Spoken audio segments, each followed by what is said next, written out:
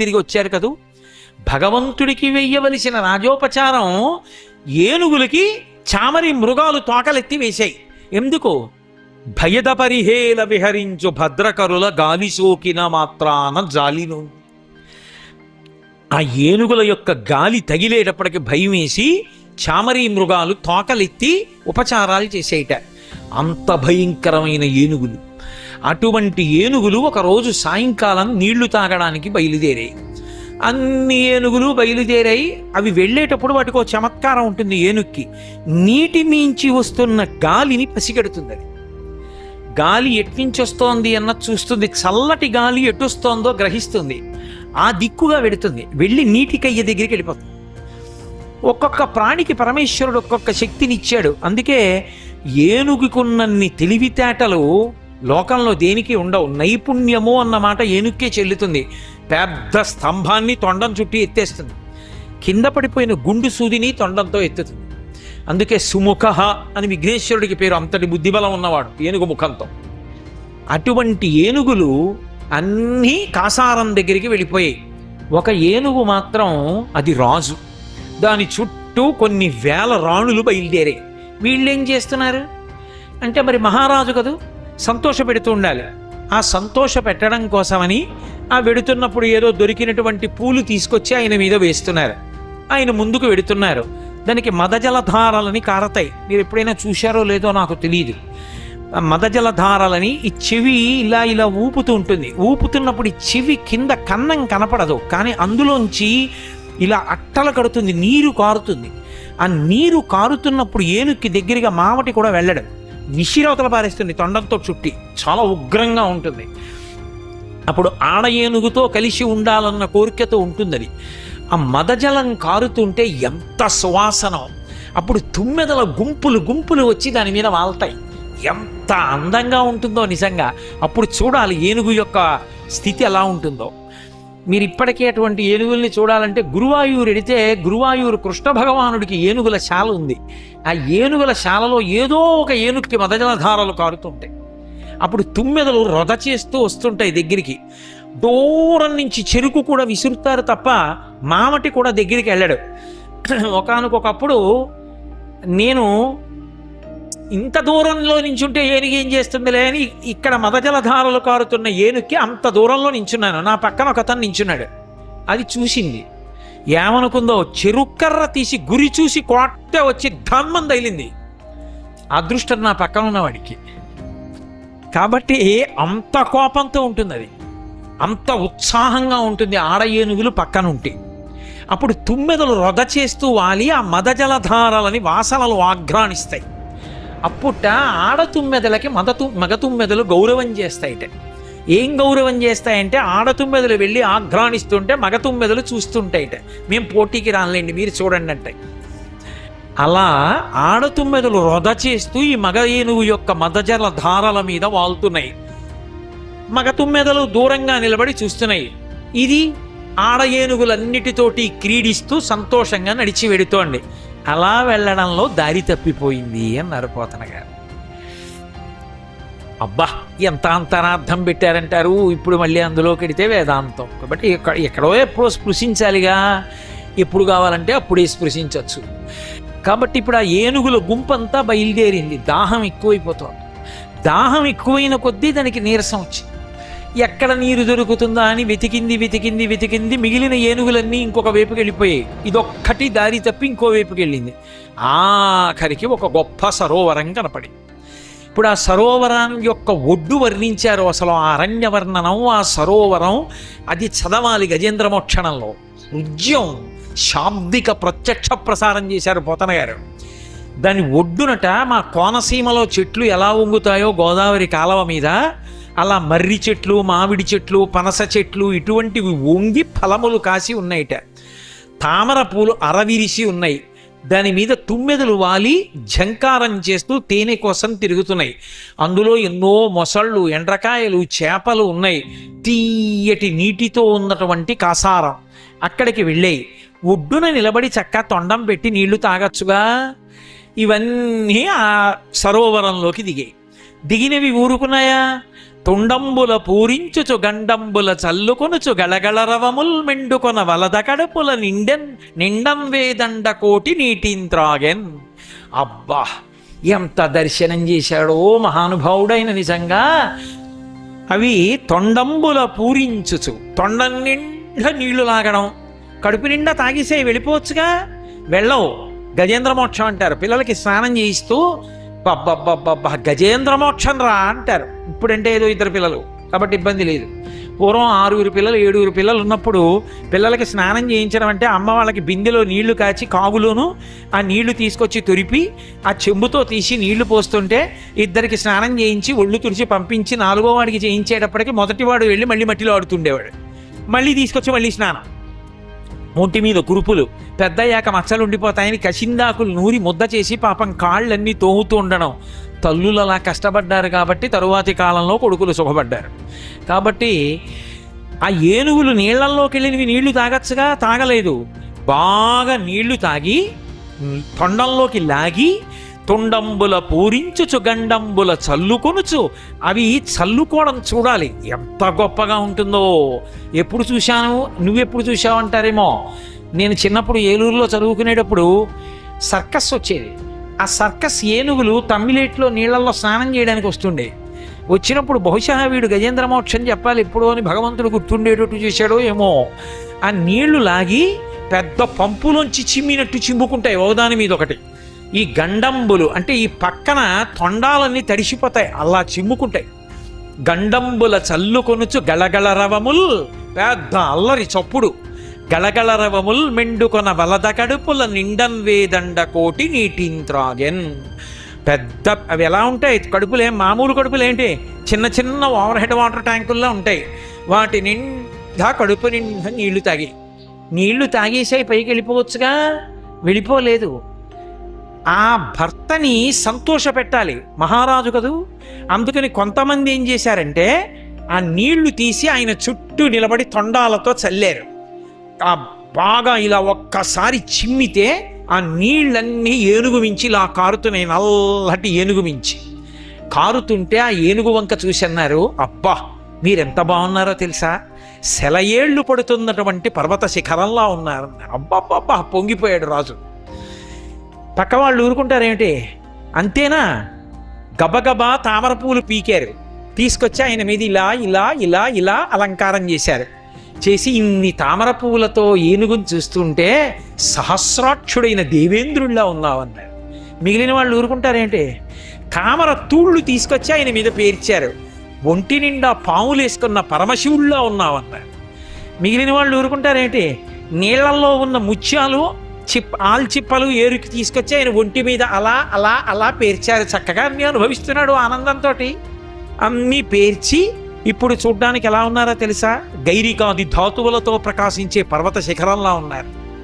ఆయన చుట్టూ ఆడ ఏనుగులన్నీ చేరింత పొగుడుతున్నాయి కదూ, ఇంకా ఇంకా ఉబ్బిపోతున్నాడు. ఇభలోకేంద్రుడు హస్తరంధ్రముల నీరెక్కించి పూరించి చండభ మార్గంబునకెత్తి నిక్కివడి నుడ్డాడించి పింజింప ఆ రభటిన్ నీరమిలోన పెల్లెగసి నక్రగ్రాహ పాఠీనముల్ అభమందాడడు మీన కర్కటకములన్ పట్టన్ సురల్ రాన్పడన్ అన్నారు. ఆ ఏనుగు రాజు ఏం చేశాడంటే తొండ నిండా నీళ్లు లాగాడు. సర్రమని లాగితే ఆ నీళ్లలో ఉన్నటువంటి చేపలు, ఎండ్రకాయలు, మొసలి పిల్లలు కూడా వెళ్ళిపోయాయి తొండంలోకి.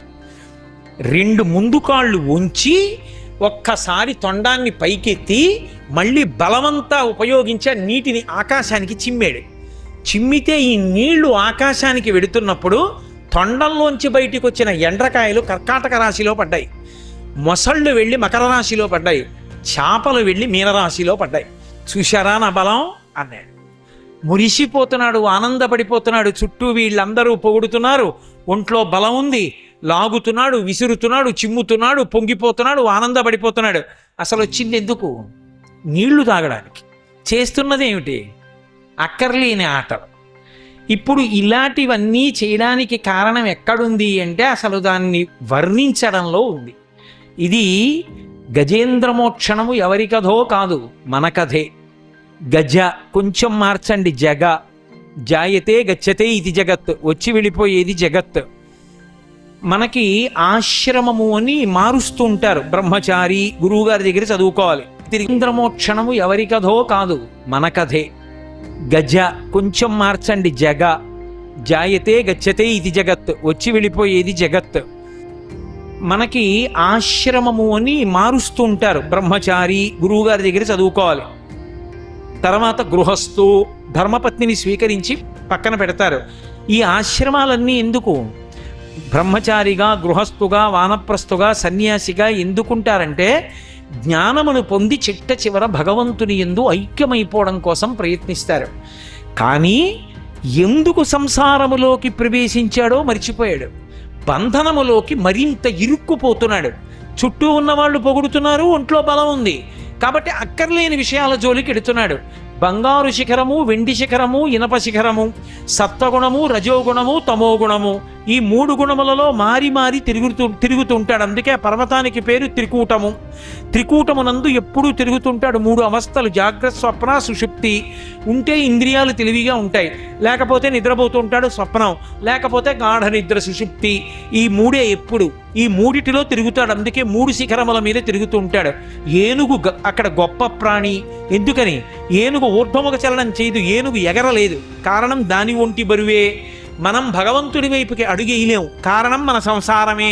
సంసారం బయట ఉండదు, లోపల ఉంటుంది. ఆ కారణం చేత ఏనుగుని అడ్డు పెట్టి మన కథ చెప్తున్నారు. ఇప్పుడు ఏమైంది? వెళ్ళాడు, అక్కడ చేరాడు, ఎంతో సంతోషంగా గడిపేస్తున్నాడు భార్యా బిడ్డలతో. ఇలా గడిపేస్తుండగా ఆ సరసిలోనే ఉంది ఒక మొసలి. సరసిలో నుండి పొడగని సంభ్రమించి, ఉదరి కుప్పించి, లంఘించి, హుంకరించి, భాను కబళించి పట్టు స్వర్భాను పగిది ఒక్క మకరేంద్రుడిభరాజు నుడిసిపట్టే.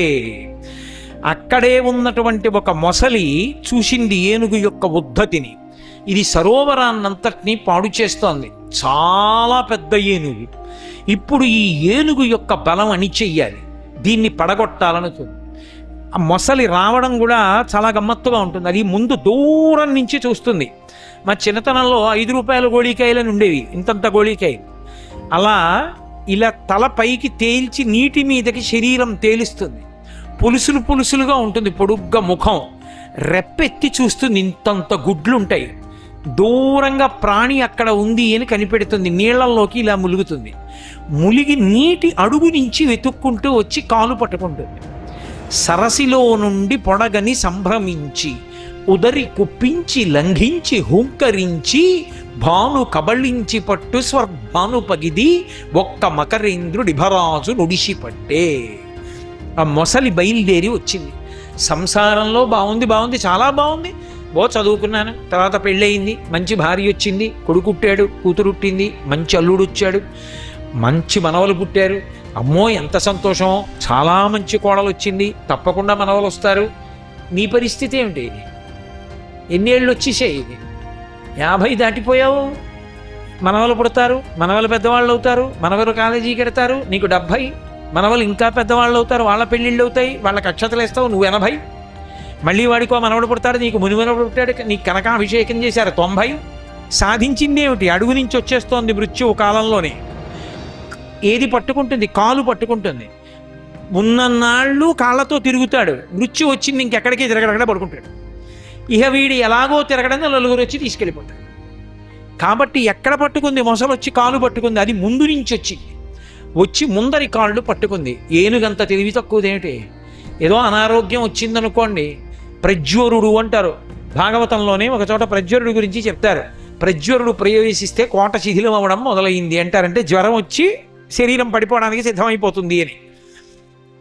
అప్పుడు మనం మాత్రం ఊరుకుంటాం ఏంటి? వైద్యులు లేరా? వైద్యశాలలు లేవా? పరిగెత్తాం.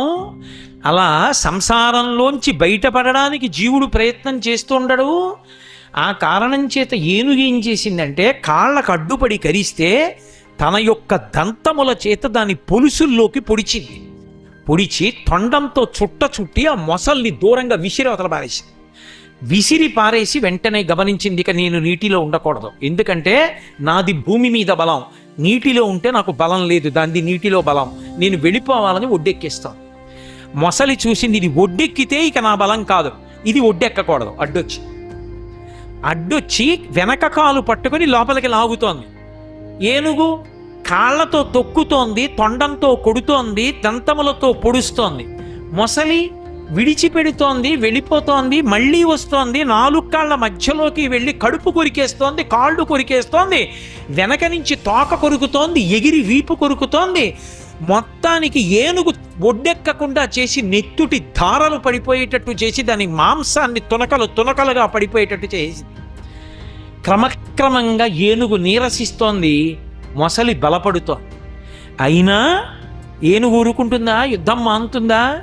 కరిదిగుచు మకరిస రసకి కర్రస కరి కరి కరిదరి కరిదిగుచు మకరిస రసకి కరిదరికి ని మకరి దిగుచు కర్ర కరిబెర్రయన్ కర్రికి మకరికి కరి భర్రమన్నుచును అతల్ల కుటల్ల భటుల రుదుపడెన్. ఏనుగుతో మొసలి, మొసలితో ఏనుగు యుద్ధం అలా చేస్తూనే ఉన్నాయి. ఇలా ఎన్నాళ్ళు జరిగింది యుద్ధం అని అడిగారు. అలయక సొలయక వేసట నొలయక కరి మకరితోడ నుద్దండత రాత్రులు సంజలు దివసంబులు సలిపెన్ పోరొక్క 1000 సంవత్సరముల్. యథాతథానువాదం. సహస్రం అంటే 1000 ఏళ్ళు యుద్ధం చేసిందయా మొసలితో ఏనుగు. 1000 అంటే అనంతము అని చెప్పాను కదా. ఎప్పుడెప్పుడు సంసారంతో ఎన్ని మాటలు పోరాటం చేశామో. సంసారమునకు మారు పేరు మృత్యువు. ఒకరోజు ప్రదోష వేళ చచ్చిపోయాడు, ఒక జన్మలో రాత్రి చచ్చిపోయాడు, ఒక జన్మలో అర్ధరాత్రి చచ్చిపోయాడు, ఒక జన్మలో పగలు చచ్చిపోయాడు, ఒక జన్మలో ఉదయం చచ్చిపోయాడు. మొత్తానికి మృత్యువుతో పోరాటం ఇన్ని కోట్ల జన్మలలో ఎప్పుడెప్పుడు చేశామో. అప్పుడప్పుడు అలిసిపోయామంటే కుదురుతుంది ఏమిటి? పోరాటం చేయవలసిందే ఆ మృత్యువుతోటి. అలయక సొలయక వేసట నొలయక కరి మకరితోడ నుద్దండత రాత్రులు సంధ్యలు దివసంబులు సలిపెన్పో రొక్క 1000 సంవత్సరముల్. ఇన్నాళ్ళు యుద్ధం చేస్తుంటే మరి ఇంతమంది ఏనుగులు వచ్చాయి కదా, భార్యలు బిడ్డలు పరివారం ఉన్నాయి కదా, వీళ్ళందరూ దిగచ్చుగా. వీళ్ళందరూ దిగి తలోకాలు వేసి తొక్కేస్తే దిక్కుమాల అసలు ఏం చేస్తుంది? మరి వీళ్ళందరూ దిగచ్చుగా. వీళ్ళు దిగలేదు. వీళ్ళు దిగకపోగా పరివారం అందరూ వెళ్ళిపోయారు. ఒక్క భార్యలు మాత్రం ఒడ్డు మీద నిలబడి చూస్తున్నారు. ఎందుకు చూడడం అంటే, పోతన గారు అబ్బబ్బబ్బా ఏమి వేదాంత తత్వం చెప్పారండి. అందుకే గజేంద్ర మోక్షణం రోజు చదువుకుంటే వెర్రి విరిగిపోతుంది. మకరితోడ పోరు మాతంగ విభుని ఒక్కరిని డించిపోవ కాళ్ళు రాక కోరి చూచుచుండి కుంజరీయూధంబు మగలు తగులు కారె మగువలకును. కొడుకు మాత్రం ఎన్నాళ్ళు ఉంటాడు? అమ్మ 2 నెలలైందమ్మా సెలవు పెట్టి, నాన్నగారి సంగతి అలాగే ఉంది, మరి అవతలేమో వచ్చి జాయిన్ అయ్యి వెళ్ళండి, ఒక్క వారం రోజులైనా, లేకపోతే ఉద్యోగానికే ప్రమాదం అంటున్నారు. అమ్మా నేను వెడతాను, అంతకా ఏమైనా అయితే అమ్మ వెంటనే మెసేజ్ పెట్టంటాడు. అంతకా ఏమైనా అయితే అంటే కాబట్టి ఆ వాడు వెళ్ళిపోతాడు. ఎవరు ఉండాలి అంటే పక్కింట్లో పేరంటం అని చెప్పి ఆవిడ వెళ్ళకూడదు. ఆవిడ మాత్రం అక్కడే ఆ మంచం బాగున్నా బాగుండకపోయినా క్యారేజీ తెప్పించుకొని అక్కడే తినాలి, అక్కడే పడుకోవాలి, ఆ బాత్రూంలోకే వెళ్ళాలి. ఎందుకు అంటే బ్రహ్మముడు ఒకటి వేశారు కదా పెళ్లిలో. ఆవిడ అలా ఇంటెన్సివ్ కేర్ యూనిట్లో ఉన్నా, ఆయన ఉన్నా, ఈవిడ ఆయన్ని, ఆయన ఈవిడ్ని విడిచి వెళ్ళకూడదు, అక్కడ ఉండాలి. ఎందుకంటే పోతన గారు ఎంత పెద్ద మాట మాడారు. మకరితోడ పోరు మాతంగ విభుని ఒక్కరిని డించిపోవ కాళ్ళు రాక. వెళ్దామంటే కాళ్ళు రావట్లేదండి అంటారు. కాళ్ళు రాక కోరి చూచుచుండే కుంజరీయూధంబు. అస్తమానం అద్దం దగ్గరికి వచ్చి లోపలికోసారి చూస్తుంటారు. ఒంటి నిండా గొట్టాలు, ఈయన అలా తలగడా మీద పడుకుని ఉంటాడు. కోరి చూచుచుండే కుంజరీయూధంబు మగలు తగులు కారె మగువలకును. ఆ బ్రహ్మముడు అలాంటిది, అందుకని అలా చూస్తుంటారు. పాపం వాళ్ళ ఇంటికి వెళ్ళరు. ఎన్ని జన్మలలోనూ ఆ స్థితి రాకముందు జాగ్రత్త పడిపో.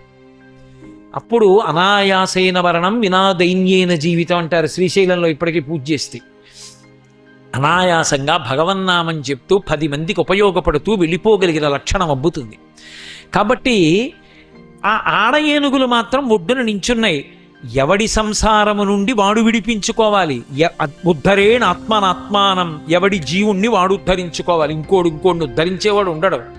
కాబట్టి ఆ వాళ్ళేం చేస్తారు? ఒడ్డును నించుని చూస్తున్నారు. బాధపడుతున్నవాడెవరు? ఈయన. ఇప్పుడు అంటాడు, నానానేక పయూధముల్ పెద్ద పెద్ద కాలంబు దశలక్షకోటి కరణీనాథుండనయ్యుండి మద్దానంభ పరిపుష్ట చందనలతంతఛాయలందుండలేక నీరాచ ఇటేల వచ్చితి భయం బెట్లో కంద్రమో పెద్ద పెద్ద కాలంబు దశలక్షకోటి కరణీనాథుండనయ్యుండి మద్దానంభ పరిపుష్ట చందనలతంతఛాయలందుండలేక నీరాచ ఇటేల వచ్చితి భయం బెట్లో కదే ఈశ్వరా అన్నాడు. నానానేకపయూధముల్ పెద్ద కాలంబు వనంబులో సమ్మానింపం దశలక్షకోటి కరణీనాథుండనయ్యుండి మద్దానంభ పరిపుష్ట చందనలతంతఛాయలందుండలేక అన్నాడు. నేను 10 లక్షల కోట్ల భార్యలకి భర్తని అన్నాడు. దశలక్షకోటి కరణీనాథుండనయ్యుండి నానానేకపయూధముల్ వనములోనం పెద్ద కాలంబు సమ్మానింపన్. బోలెడన్ని ఏనుగులు అరణ్యంలో నన్ను సత్కరిస్తుండేవి, నా పట్ల మర్యాదతో ప్రవర్తిస్తుండేవి.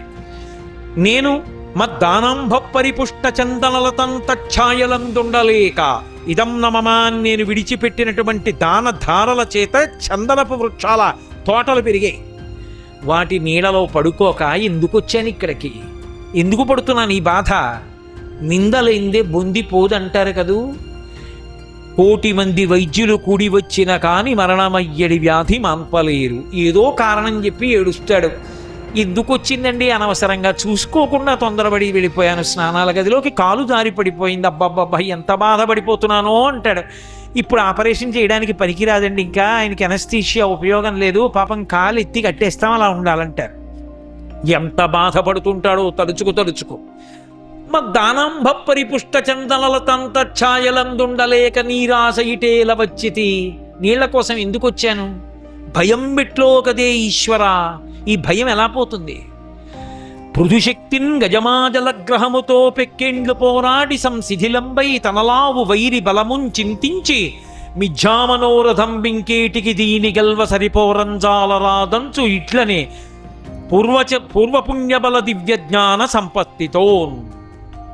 పృథుశక్తిన్ గజమాజలగ్రహముతో, అది భూమి మీద ఉంటేనే బలం ఏనుక్కి, నీటిలో బలం లేదు. ఆలోచించింది, నేను ఎన్నాళ్ళు యుద్ధం చేస్తాను? పిక్కేండ్లు పోరాడి సంశిథిలంబై తనలావు వైరి బలమున్ చింతించి, ఇక శరీరం శిథిలమైపోయి తన యొక్క బలాన్ని శత్రువు యొక్క బలాన్ని అంచనా వేసింది. నీటిలో దాని బలం పెరిగిపోతోంది, తన బలం తగ్గిపోతోంది, ఇక తాను నిలబడలేకపోతోంది, పడిపోతుంది. కాబట్టి పీకేస్తాయి అన్నీ వచ్చి. కాబట్టి ఇక తాను ఎక్కడ బ్రతకగలదు?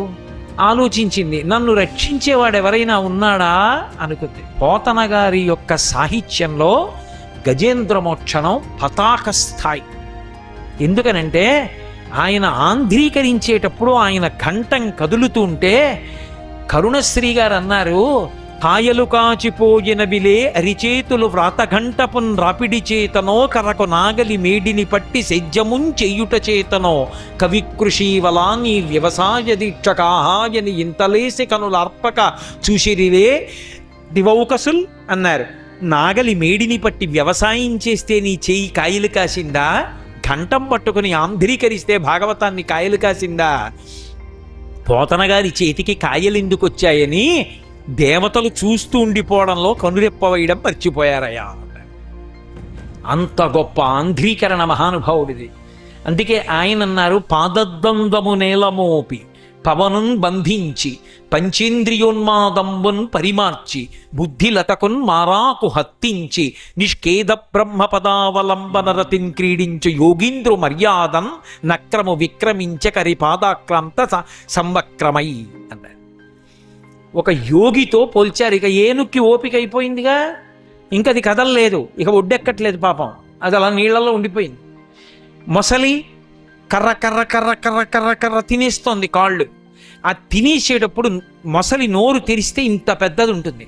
ఆ నోరు తెరిచి పళ్ళతో ఇలా పట్టుకుని కర్ర కర్ర కర్ర కర్ర నవిలేస్తోంది. పాదద్వంద్వము నేలమోపి, యోగి 2 పాదాలని నేల మీద పెట్టి పవనున్ బంధించి గాలిని బంధించి బుద్ధిలతకున్ మారాకు హత్తించి, బుద్ధి ఎందు మారాకు అంటే భగవంతుణ్ణి ఆలంబనంగా ఇచ్చి మారాకు హత్తించి నిష్కేద బ్రహ్మ పదావలంబన క్రియన్ క్రీడించు యోగీంద్రు మర్యాదన్. ఆ పరబ్రహ్మాన్ని అనుభవిస్తూ ఆనందపడిపోయేటటువంటి యోగి ఎలా ఉంటాడో అలా పాదాలన్నింటినీ కూడా నేల మీద పెట్టి ఆ ఏనుగు యొక్క కాలు పట్టుకుని తన నోటి మధ్యలో పెట్టి కర్ర కర్ర కర్ర నవ్వులుతోంది మొసలి ఆనందపడిపోతూ. ఏనుగు శిథిలమైపోయి ఒంట్లో ఓపిక అయిపోయి కదలలేని స్థితికి వచ్చేసింది. ఒక పక్క కాలు కొరికేస్తోంది మొసలి. ఈ బాధ పడుతుంటే ఏనుగు పడుతున్నటువంటి బాధ పోతన గారి మనసుని కదిపేసింది. సహజ పండితుడు కదూ మహానుభావుడు. అందుకే ఆఖరి పాదంలో నక్రము విక్రమించకరి పాదాక్రాంత సంవక్రమై అన్ని క్ర క్ర క్ర క్ర పడ్డాయి. ఎందుకని? ఏనుగు కాలుతో పోల్చాలి అంటే తెలుగులో ఒకే ఒక అక్షరం కా ఇలా రాస్తాం, ఇంగ్లీష్లో ఎస్ లాగా. అది బొద్దుగా ఏనుగు కాల్లో ఉంటుంది. రేపన్ రావత్తు మొసలి నోరులో ఉంటుంది. మొసలి నోటితో పట్టుకున్న ఏనుగు కాలు మనసులో తలుచుకుంటున్న పోతన గారు అబ్బా ఎంత బాధపడుతోందో ఏనుగనుకుని ఆంధ్రీకరిస్తుంటే నక్రము విక్రమించకరి పాదాక్రాంత సంవక్రమై అని క్ర క్ర క్ర ఏనుగు కాలు మొసలి నోట్లో ఉన్న గుర్తుతో అక్షరాలు పడ్డాయి. అది పోతన గారి ఆంధ్రీకరణ అంటే. చేసి మహానుభావుడు ఆ గజేంద్రుడు అనుకున్నాడు, నన్ను రక్షించేవాళ్ళు ఇక్కడ ఎవరూ కనపట్టలేదు, వీళ్ళందరినీ నమ్మాను, కానీ నన్ను రక్షించగలిగిన వాడు ఎవరైనా ఉన్నాడా? ఒక్కసారి భావన చేసి పరమేశ్వరుణ్ణి పిలిచాడు.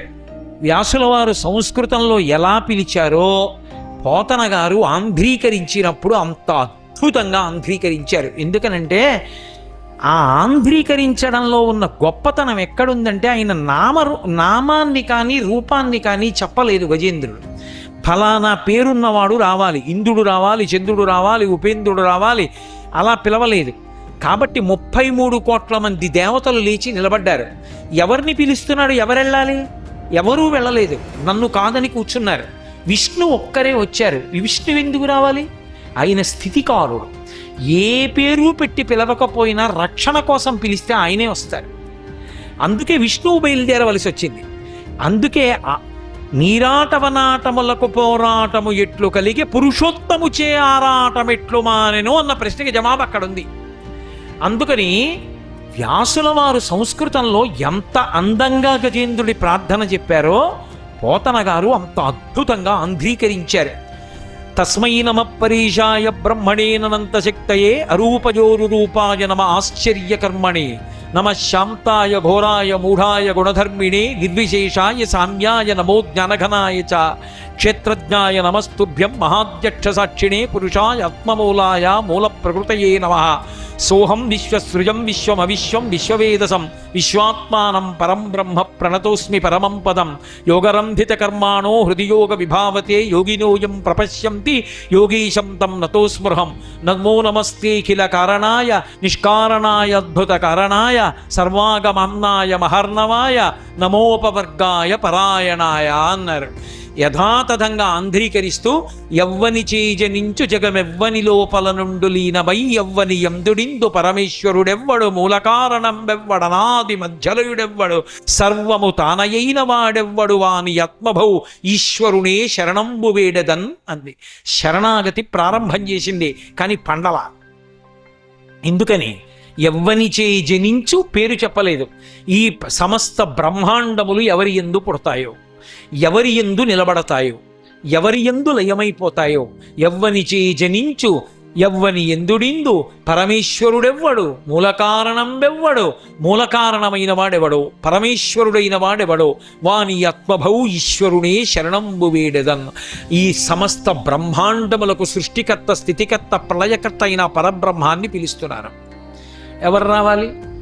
లోకంబులు లోకేశులు లోకస్తులు తెగిన తుది అలోకంబగు పెంజీకటి కావల యవ్వండేకృతి వెలుగువతని నేసేవింతున్.